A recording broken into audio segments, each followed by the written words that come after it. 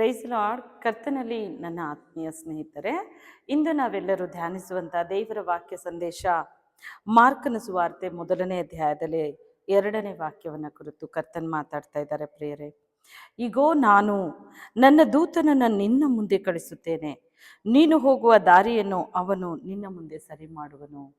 ಇವತ್ತು ನಿಮ್ಮ ಮಾರ್ಗಗಳು ಸರಾಗವಾಗೋದನ್ನು ನೀವು ಕಾಣ್ತೀರಾ. ನಿಮ್ಮ ಮಾರ್ಗಕ್ಕೆ ಅನೇಕ ಅಡ್ಡಿಗಳುಂಟಾಗಿ ಯಾವ ಕಾರ್ಯವೂ ಮಾಡದ ನೀವೆಲ್ಲವೂ ತಡೆಗಳಿಂದಲೇ ಎಲ್ಲ ಅಡ್ಡಿಗಳಿಂದ ತುಂಬಿಸಲ್ಪಟ್ಟು, ದೇವರೇ ನಾನು ಯಾವ ಮಾರ್ಗವೂ ಕಾಣದ ಎಲ್ಲ ಕಾರ್ಯದಲ್ಲಿ ಸೋಲನ್ನು ಅನುಭವಿಸ್ತಾ ಇದ್ದೇನೆ ಅಂತ ಹೇಳ್ತಾ ಇದ್ದೀರೋ, ನಿಮ್ಮ ಮಾರ್ಗಕ್ಕೆ ಅಡ್ಡಲಾಗಿರುವ ಪಿಶಾಚಿಯ ಕಾರ್ಯ, ಮನುಷ್ಯರ ಕಾರ್ಯಗಳು, ದುಷ್ಟಶಕ್ತಿಯ ಕ್ರಿಯೆಗಳು, ಈ ದಿನ ಕರ್ತನು ಆ ಆತಂಕವನ್ನು ತೆಗೆದುಹಾಕ್ತಾ ಇದ್ದಾರೆ.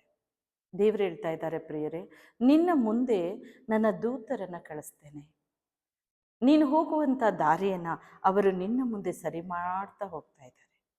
ಈ ದಿನದಿಂದ ನೀವು ಗ್ರಹಿಸ್ತೀರಾ, ದೇವದೂತರು ನಿಮ್ಮ ಮುಂಬಲವಾಗಿ ಚಲಿಸ್ತಾ ಇದ್ದಾರೆ. ದೇವದೂತರು ನಿಮ್ಮ ಹಿಂಬಲವಾಗಿಯೂ ಇರ್ತಾರೆ. ನಿಮ್ಮ ತಡೆಗಳು, ಎಲ್ಲ ಅಡ್ಡಿಗಳು, ಹೋರಾಟಗಳು, ನಿಮ್ಮ ಜೀವಿತಕ್ಕೆ ವಿರೋಧ, ನಿಮ್ಮ ಕೆಲಸಕ್ಕೆ ವಿರೋಧ, ನಿಮ್ಮ ಕುಟುಂಬದಲ್ಲಿ ಸಮಾಧಾನ, ಐಕ್ಯತೆ, ಕಲ್ವಾರಿ ಪ್ರೀತಿಯ ಆ ಒಂದು ಪ್ರೀತಿಯನ್ನು ಕೂಡ ಮುರಿದು ಹಾಕಿ ಕುಟುಂಬ ಛಿದ್ರತೆಯ ಕಾರ್ಯಗಳು ಉಂಟಾಗಿರ್ಬೋದು. ಈ ದಿನ ದೇವರು ಎಲ್ಲ ಮಾರ್ಗಗಳನ್ನು ಸರಾಗ ಮಾಡಿ ನಿಮ್ಮ ದಾರಿಗಳನ್ನು ಸರಾಗ ಮಾಡುವಂತೆ ತನ್ನ ದೂತರನ್ನು ಮುಂಬಲವಾಗಿ ಕಳಿಸ್ತಾ ಇದ್ದಾರೆ. ದೇವದೂತರು ಬರುವಾಗ ಏನೆಲ್ಲ ಆಗುತ್ತೆ? ಕರ್ತನ ದೂತರು ಪರಿಶುದ್ಧವಾದ ತಂದೆಯ ಬಳಿಯಿಂದ ಬರುವ ಆ ಒಂದೊಂದು ಆತನ ಮೆಸೆಂಜರ್ ಅವರು, ಕರ್ತನು ಕಳಿಸುವಂಥ, ನಮಗಾಗಿ ಕಳಿಸುವಂಥ ಸೇವಕರವರು. ಕರ್ತನ ಆತ್ಮನು ನಮಗೆ ಬೇಕಾದ ಎಲ್ಲ ಕಡೆಗಳಲ್ಲಿ ಆ ದೇವದೂತರನ್ನು ಸಂಚರಿಸುವಂತೆ ಕರೆದೊಯ್ತಾರೆ. ಪವಿತ್ರಾತ್ಮನು ಸಹಾಯವನ್ನು ಹೊತ್ತು ತರ್ತಾ ಇದ್ದಾರೆ. ಇಬ್ರಿಯ ಪತ್ರಿಕೆಯಲ್ಲಿ ನಾವು ನೋಡುವಾಗ ದೇವದೂತರು ಯಾವ ರೀತಿಯಾಗಿದ್ದಾರೆ, ಕರ್ತನ ದೂತರೆಂಬುದನ್ನು ನಾವು ಈ ವಾಕ್ಯದಲ್ಲಿ ನಾವು ಗ್ರಹಿಸ್ತೇವೆ. ಪ್ರಿಯರೇ, ಇಬ್ರಿಯ 1ನೇ ಅಧ್ಯಾಯವನ್ನು ತೆಗೆದುಕೊಳ್ಳ್ರಿ. ಇಬ್ರಿಯ 1ನೇ ಅಧ್ಯಾಯ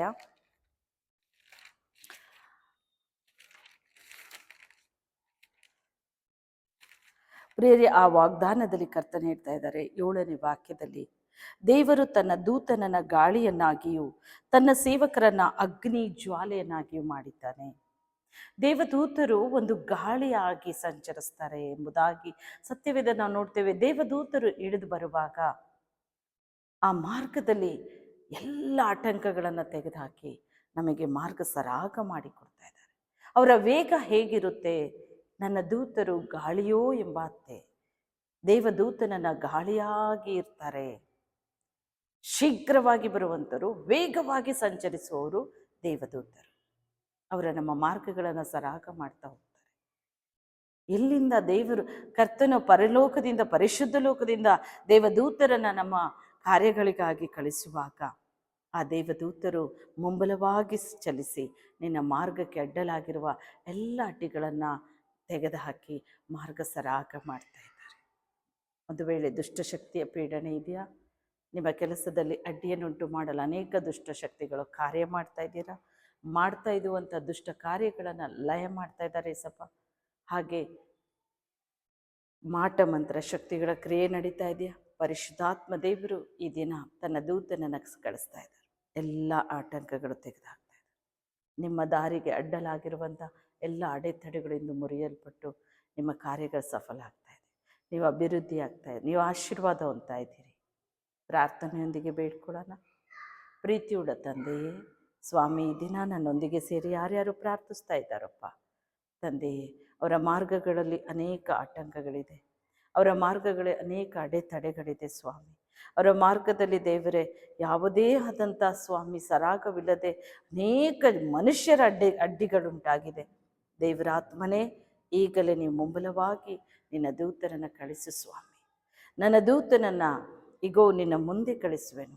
ನೀವು ಹೋಗೋ ದಾರಿಯನ್ನು ಅವರು ನಿನ್ನ ಮುಂದೆ ಸರಿ ಮಾಡುವರಂದಿದ್ದೀರಾ ತಂದೆಯೇ. ನಿನ್ನ ದೂತರು ಸಂಚರಿಸಲಿ, ಅವರ ಮಾರ್ಗಗಳು ಸರಾಗವಾಗಲಿ, ಎಲ್ಲ ಆತಂಕಗಳು ತೆಗೆದುಹಾಕಪ್ಪ.